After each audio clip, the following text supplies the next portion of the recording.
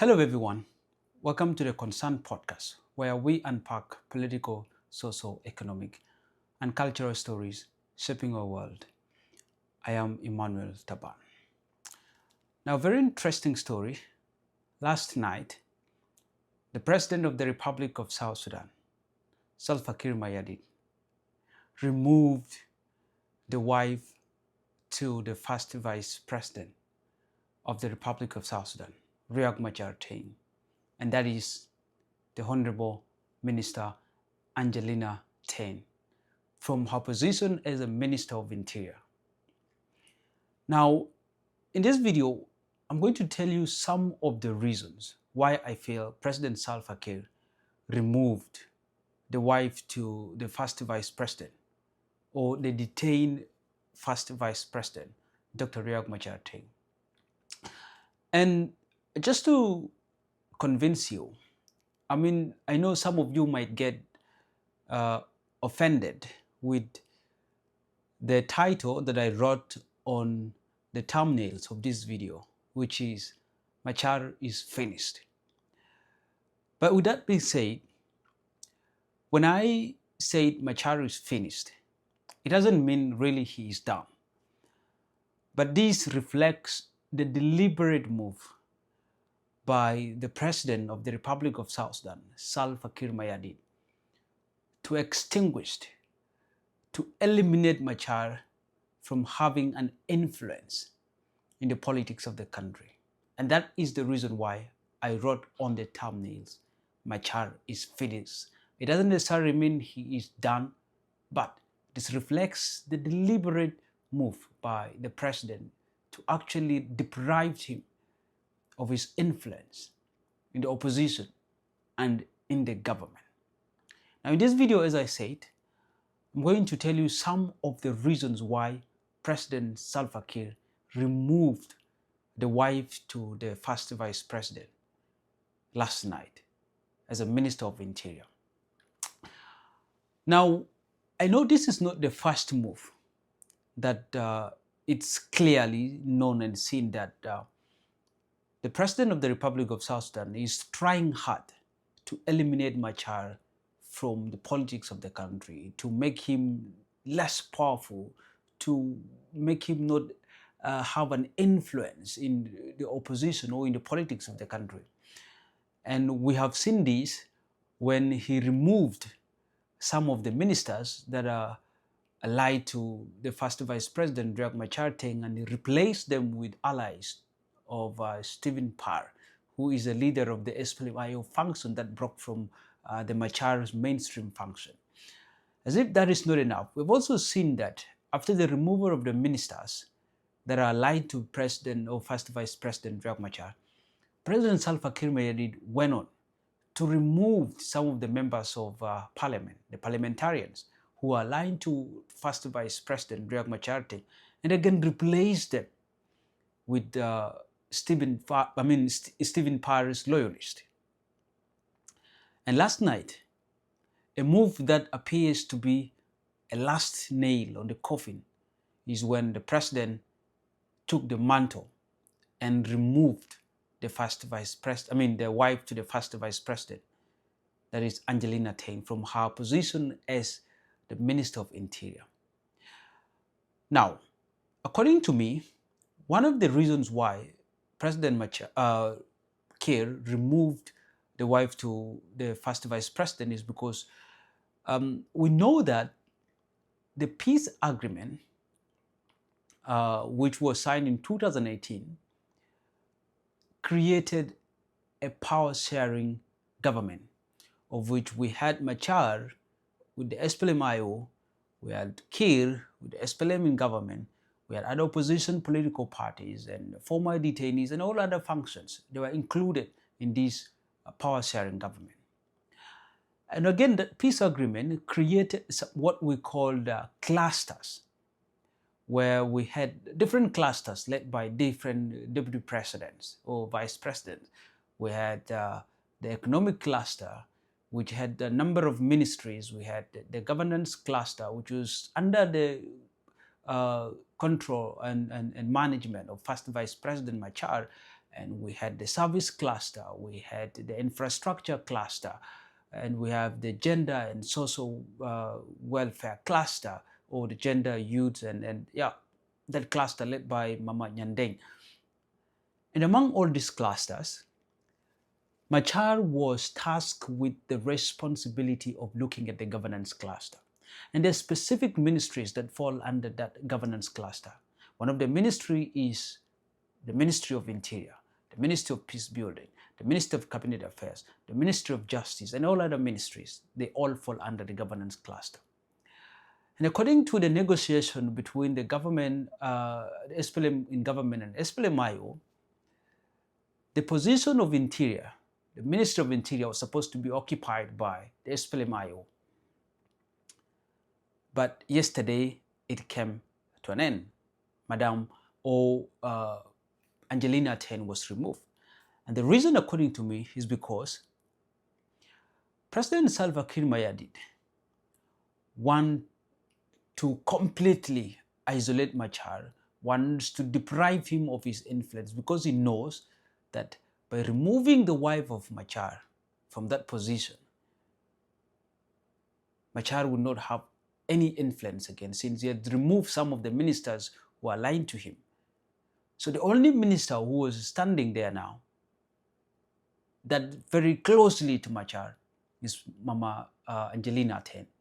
So removing her actually creates that, it actually erases maybe that imagination from Kiir's mind that Angelina Teny might be the minister, but then she's being micromanaged by Machar.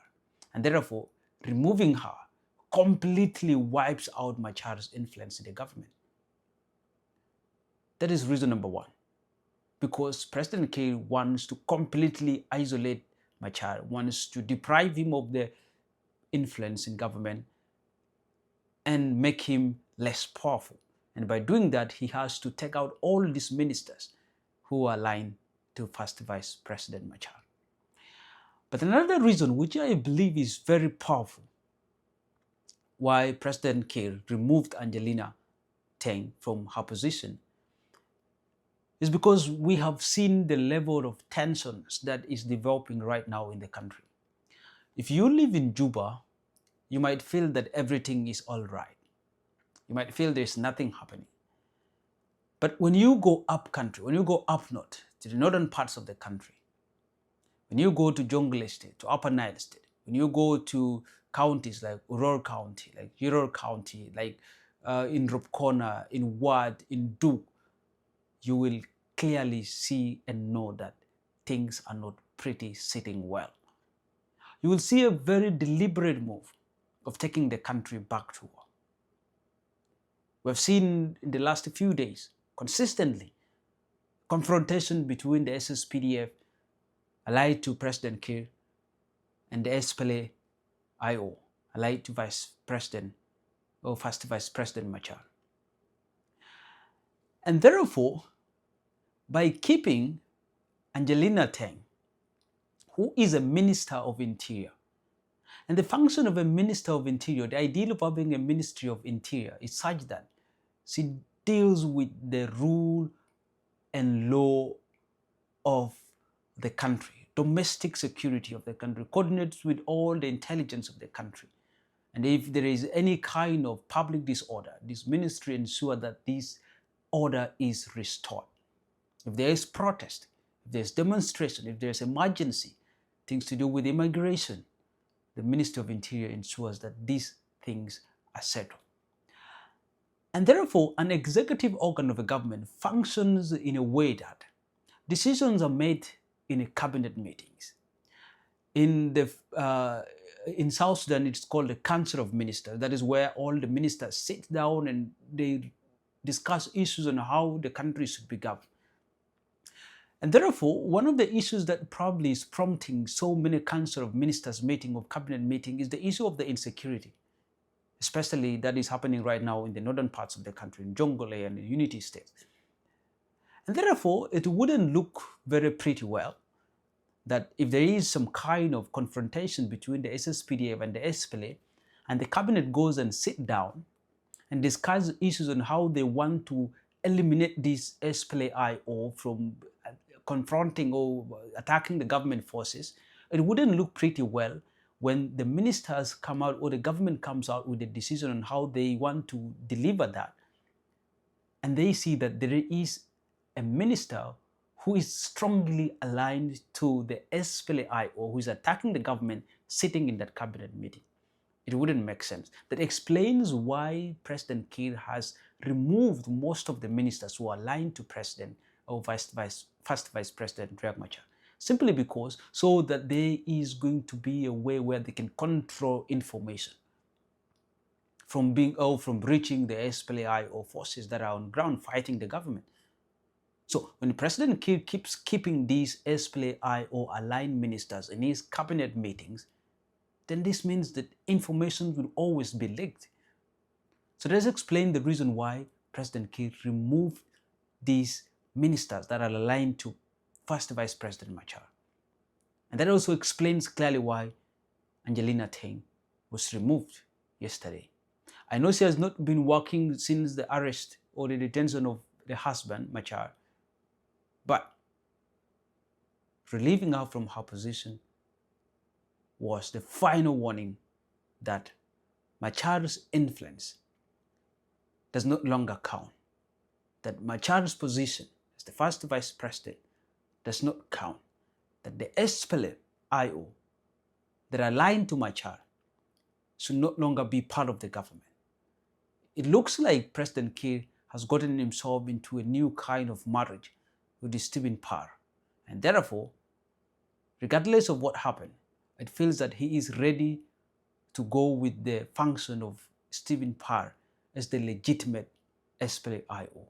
And therefore, according to me, the reason why Angelina Teny was removed last night, the reason why some of the ministers that are aligned to First Vice President Machar, the reason why some of the members of parliament are removed that are aligned to the First Vice President is so that the government deprive Machar of his influence in government through these people who represent him, who are his strong supporters, but also so that President Kiir can be in control of information circulation in the country, especially in regards to how they can eliminate the SPLA-IO, who frequently seems to be engaging the government in fights, especially in the northern parts of the country.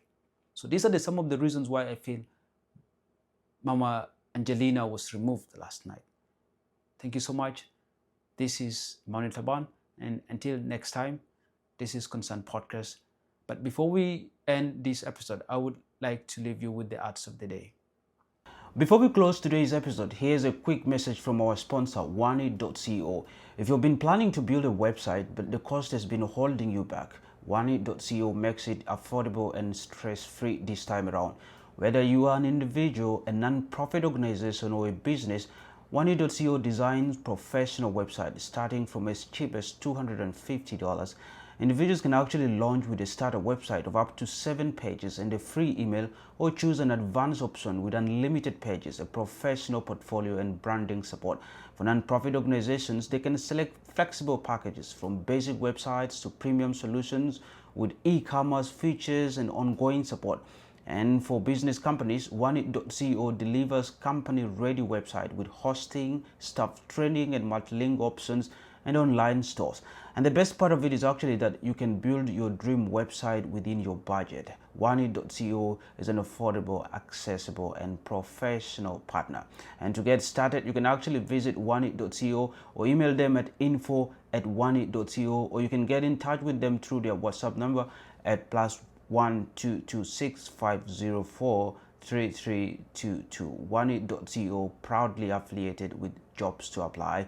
And if you're wondering of what I'm talking about, here are some samples of website created by Wanit.co. You can see them right here.